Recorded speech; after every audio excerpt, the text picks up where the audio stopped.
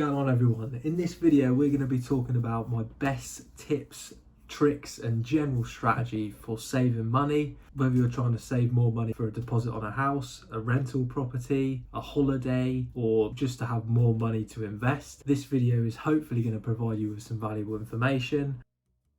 I'm a pretty frugal guy generally, and if you're new to the channel, we essentially talk a lot about making money online, increasing your income, and generally building wealth. So saving money is completely crucial to all aspects of that. Whether you're just trying to start a side hustle or a small online business to get you going, you're going to want to have some savings put aside. So if you want to invest a bit of money, whether that's £1,000, £2,000 or even a couple of £100 in order to get you going, you're not going to feel really stressed and worried about putting that money to work and investing that in your business, in yourself, or in stocks, shares, property, or anything else. So I'm going to reveal some of my best strategies and general tips that I've used personally. So if that sounds good, please stick around for the rest of the video and let's jump straight into it. So the first step in the saving strategy is essentially to determine your goal.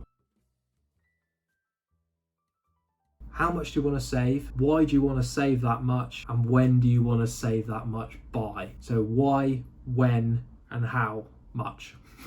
Do you want to be the next multi-millionaire, or do you just want to save up enough for a deposit on a house? Do you want to save up a bit more so you can have some nicer holidays, a new car, or do you just want to save up a couple of £1,000s to invest in the first amount of stock to start your new online business? You need to determine what you want to do it for and how much you're going to need and when you want to accomplish this by, because that is going to allow you to reverse engineer the process and see how much you need to save each month in order to reach that goal, whether it's £10,000 in 2 years or £100,000 in a year. It completely varies on how much income you earn, what your expenses are, and we'll get into that right now in step 2. So step 2 in this process, which is by far the most important in my opinion, and that is to create and use a personal financial budget. I say use again because a lot of people will create one and they'll never use it, and you need to use it in order for this to work. So it's crucial whether you're saving money for a house, whether you're saving money for a deposit, whatever you're saving it for, you need to know what your threshold is each month for all of your expenses. Personally for me, about £1,500 is all of my expenses each month. These are home, food, transportation, general entertainment, and then a small bit of money to spend on miscellaneous goods or whatever I want. I know I can live on £1,500 a month and I will be absolutely sweet. So what you need to do is to write down all of your expenses and determine what is your living budget. Depending on how quickly you want to reach these goals is going to depend how much you need to cut that back. But first of all, just write it all down and track it into a budget. You can do this via Excel. You can do this by just writing it down on your phone or whatever. I've got an Excel document of my personal budget that I use, which I'll leave a link to in the description. You can download it for free, but there's plenty of them online if you want to check them out as well. This is one of the areas that most people neglect when it comes to saving money. And if you don't know what your income is and you don't know what your expenses are, then there's no way to determine how much you're actually saving each month or keeping a track of anything really. So it is absolutely crucial. So step 3 in this process is to automate your saving.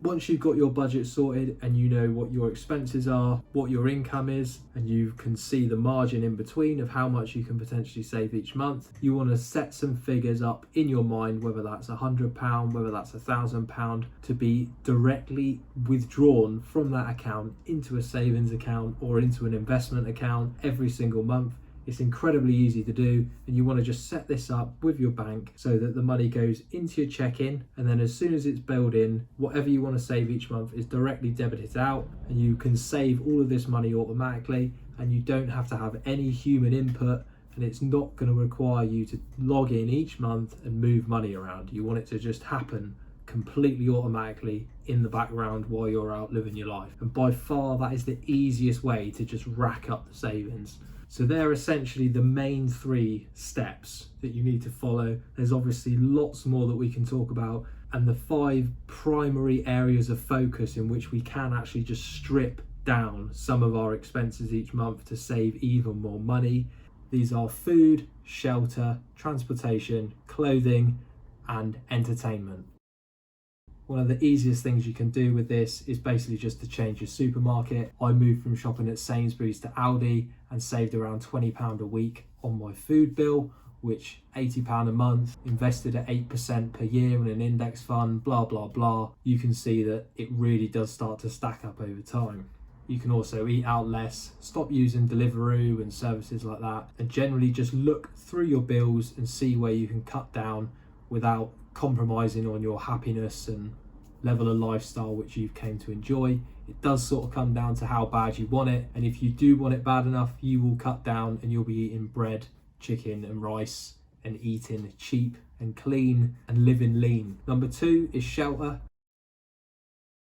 Whether you're living at home with your parents, you're renting a house, renting a flat, or you own your own home, there's multiple different ways that you can start to save a bit more money, whether it's just using comparison sites to cut down on utility bills and home insurance, to actually just getting a roommate or renting out one of the rooms in your house to Airbnb. The government actually offer a rent a room scheme where you can earn £7,500 a year completely tax-free for renting out rooms in your house. So when you think about if you're just renting one room out for £300, £400 a month to one of your mates, you can really start to stack up a lot of extra money just in those savings alone. Number 3, transportation. Do you actually need a car? Some people don't even need a car, but they've got them anyway. Whether you're living in London, Manchester, or a city where you've got really good public transport links, or you just live in an area where you can walk to the shops, you can walk to work, or you're even working at home, you may actually be able to just get away without having a car, or just having a smaller car which costs you a lot less each month. You don't need a new car, you don't need the latest and greatest or the premium brands, and really look at things like fuel economy, reliability, and general resale value, and it's going to put you in a lot better place when you're 2 to 3 years down the line and you've either got to give the car back, give it a balloon payment if you're on finance, and you will see how much money you're losing each year due to depreciation. Number 4 is clothing. As you've probably seen from my videos, I tend to wear the same clothes all the time. Generally, I'm just quite frugal when it comes to this, and I'm not really as fashion orientated as I probably should be. My style's probably a bit poor, but there we go. Whether you're into fashion or not, you do want to leave yourself a bit of money to enjoy the happiness and the things that you enjoy, because otherwise what's the point in even living anyway? But when it comes to clothes, some of the general tips that I've used is just unsubscribing from some of the emails that you get from sort of ASOS, Boohoo, or wherever you tend to buy your clothes, where they're firing you 30% discount for today, 40% discount for this week. If you unsubscribe to those sites, you'll tend to see that you're not actually buying clothes completely unnecessarily when you wouldn't normally, and it can just help you save some money long term and just help with the whole mindset of not being tempted to buy certain things when you don't have to. Also, if you just sort of look at Depop and other sort of clothing sites where you're selling secondhand clothes, you can pick up some pretty good bargains. That might save you a bit of money there. Also, I just generally tend to look for sort of like timeless pieces that I could probably wear for 2 to 3 years and not worry about it, as opposed to sort of following these fashion hype fads that you buy it now and then in 6 months time you wouldn't even consider wearing it. Just have a general thing. I'm sure there's things that you could think about yourself which you could implement to help you save you money on that front. Final item on the list is entertainment. Disney Plus, Netflix, Amazon Prime. Do you actually need all these subscription services? Personally, it completely comes down to you and how often and how much value and happiness you feel that you get from some of these subscriptions. Personally, the only one that I really think is incredibly valuable is Amazon's Audible subscription, which is $6 or $7.99 a month, and it's basically just an audiobook service where you can download a new book each month. And I tend to listen to this in the car, and it's just a way of sort of like trying to improve myself basically by listening to books about stocks and investing and business and all that sort of thing. So some of these do actually add some value to your life. Just go through them when you go through your budget and just check to see which ones you think add value and which ones don't. When it comes to alcohol, nights out, holidays, all that, it depends how stringent you are with your savings goals and how extreme you are and how prepared you are to cut back in order to beat the time in which you're going to hit that savings goal, or whether you're just quite happy to let it slide a little bit if you can go on holiday and have a better, more enjoyable life.